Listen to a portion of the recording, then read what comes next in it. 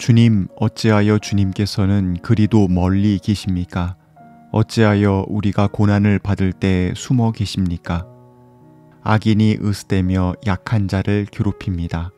악인은 스스로 쳐놓은 올가미에 스스로 걸려들게 해 주십시오. 악한 자는 자기 야심을 자랑하고 탐욕을 부리는 자는 주님을 모독하고 멸시합니다. 악인은 그 얼굴도 뻔뻔스럽게 벌 주는 이가 어디에 있느냐, 하나님이 어디에 있느냐고 말합니다. 그들의 생각이란 늘 이러합니다.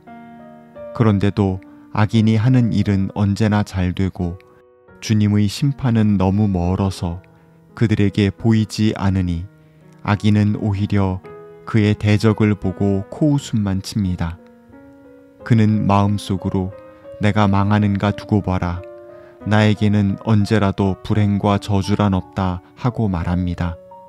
그들의 입은 기만과 폭언으로 가득 차 있고 그들의 혀 밑에는 욕설과 악담이 가득합니다. 그들은 으슥한 길목에 숨어 있다가 은밀한 곳에서 순진한 사람을 쳐 죽입니다. 그들의 두 눈은 언제나 가련한 사람을 노립니다. 굴 속에 웅크리고 있는 사자처럼 은밀한 곳에서 기다리다가 때만 만나면 연약한 사람을 그물로 덮쳐서 끌고 갑니다. 불쌍한 사람이 억눌림을 당하고 가련한 사람이 폭력에 쓰러집니다. 악인은 마음속으로 이르기를 하나님은 모든 것에 관심이 없으니 얼굴도 돌렸으니 영원히 보지 않으실 것이다 합니다. 주님, 일어나십시오. 하나님, 손을 들어 악인을 벌하여 주십시오. 고난받는 사람을 잊지 말아 주십시오.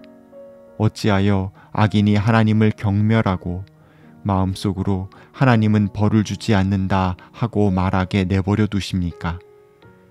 주님께서는 학대하는 자의 포악함과 학대받는 자의 억울함을 살피시고 손수 갚아주려 하시니 가련한 사람이 주님께 의지합니다.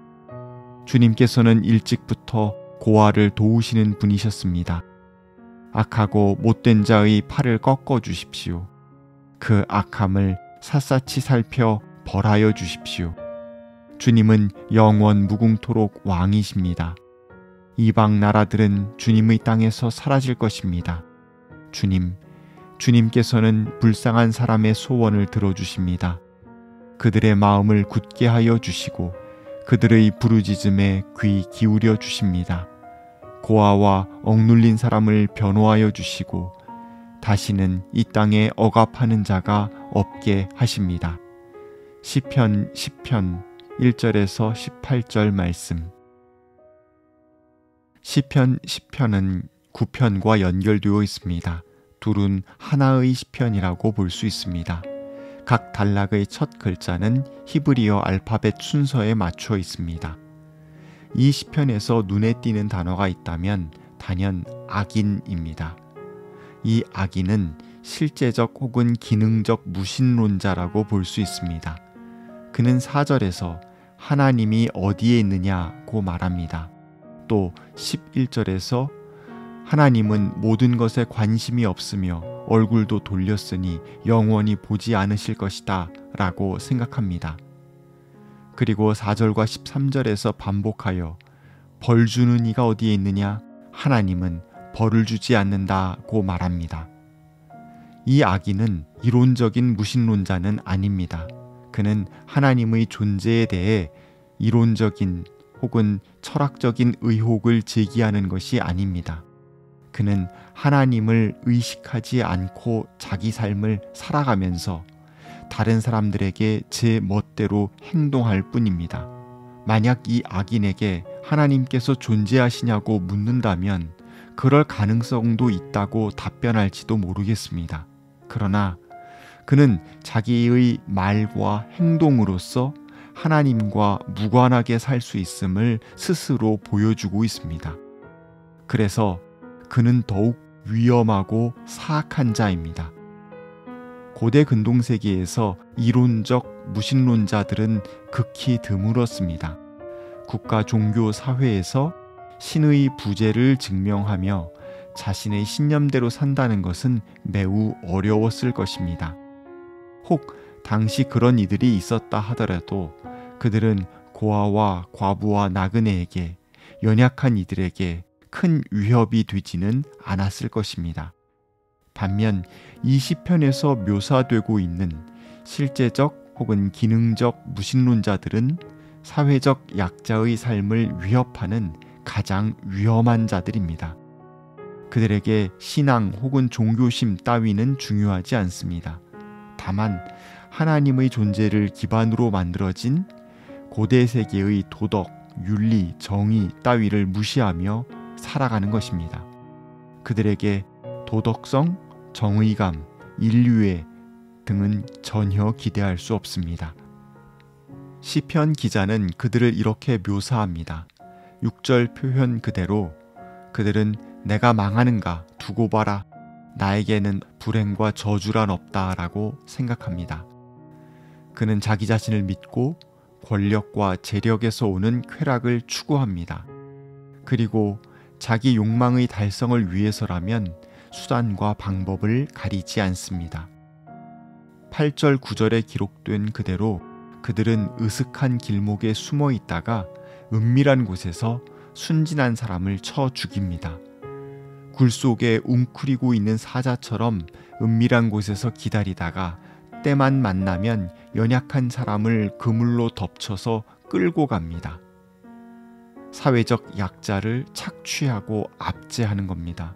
한마디로 자기 중심적인 쾌락에 몰두해 있고 이를 얻기 위해서라면 비열하게도 자기보다 힘없는 이들의 삶을 강탈하는 자들, 바로 악인입니다. 이런 자들이 득세하는 세상에서 시인이 더 낭망한 이유가 있습니다. 고아와 과부와 나그네와 같이 그 사회의 가련한 사람, 순진한 사람들이 고통을 당할 뿐만 아니라 그 누구로부터도 보호를 받지 못하고 있기 때문입니다. 정의의 하나님께서 살아계시다면 그들을 억울한 고난으로부터 구출하셔야 하는데 사회에서 실제 벌어진 사건들은 그렇지 않은 것 같기 때문입니다. 실제적, 기능적 무신론자들이 희희낙낙하며 정의와 도덕을 파괴하고 있기에 시인은 괴로워하고 있습니다. 윤리적 파국을 맞이한 세상에서 시인은 당황한 듯 보이기도 합니다. 그렇다고 나중에 모두가 죽은 이후의 세계에서 악인들은 심판받게 될 것이고 어려움들은 보상될 것이라고 모든 것을 먼 훗날로 유예하고 고난당하는 이들을 손쉽게 위로하지는 않습니다. 그럴 수도 있었겠으나 시인은 현실적인 해결을 원했습니다. 그는 1절에서 주님, 어찌하여 주님께서는 그리도 멀리 계십니까? 어찌하여 우리가 고난을 받을 때에 숨어 계십니까? 라고 노래합니다. 이 말씀은 주님, 제발 멀리 계시지 마시고 숨어 계시지 말아 주십시오 라는 강렬한 청원입니다. 이 불의한 세상에 우리를 내버려 두지 마시고 고난당하는 이들 가까이에 꼭 붙어 계시기를 간구합니다. 이 간구는 그의 새로운 확신으로 변화됩니다. 시인은 외칩니다. 12절에서 주님, 일어나십시오. 고난받는 사람을 잊지 말아 주십시오. 14절에서 주님, 당신은 일찍부터 고아를 도우셨던 분이셨음을 우리가 잘 알고 있습니다. 그러니 가련한 사람이 주님께 의지합니다. 즉 주님을 믿습니다. 주님께 기대하겠노라고 시인은 노래합니다. 고난받는 사람, 가련한 사람이 믿고 의지할 분은 오직 주님밖에 없다고 노래합니다. 그는 이 확신을 가졌기에 세상으로 나아가 용감하게 살아갈 수 있었습니다. 왜냐하면 17절에 노래한 것처럼 주님은 불쌍한 사람들의 마음을 굳게 하여 주시는 분, 그 마음을 굳건하게 지키시며 이끄시는 분이시기 때문입니다. 주님은 신실하시고 믿음직한 왕이시기에 우리는 주님을 믿고 용기 내서 살아갈 수 있습니다. 주님은 반드시 학대받는 자의 억울함을 살피시고 손수 갚아주실 것입니다. 주님께서는 악인을 샅샅이 털어내어 벌하시고 그 못된 자의 팔을 꺾어버리실 것입니다. 그러니 주님의 통치 아래에서 사람들은 모두 힘내어 살 수 있습니다. 우리 역시 마찬가지입니다. 세상의 악함, 불의, 부도덕, 불공평에 쉽게 낭망하지 마십시오. 우리의 왕이신 하나님께서 살아계십니다.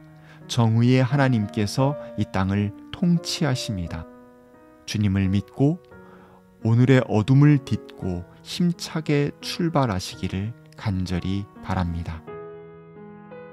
정의의 하나님, 하나님의 통치와 심판을 비웃는 어리석고 악한 이들을 벌하여 주십시오. 주님께서는 고난받는 이들과 함께 하심을 믿습니다. 압제당한 자의 눈물을 닦아주시고 그들의 삶을 일으켜 주십시오. 주님께서 다스리시는 이 땅에서 우리 모두 올바른 삶을 살 수 있도록 이끌어 주십시오. 아멘.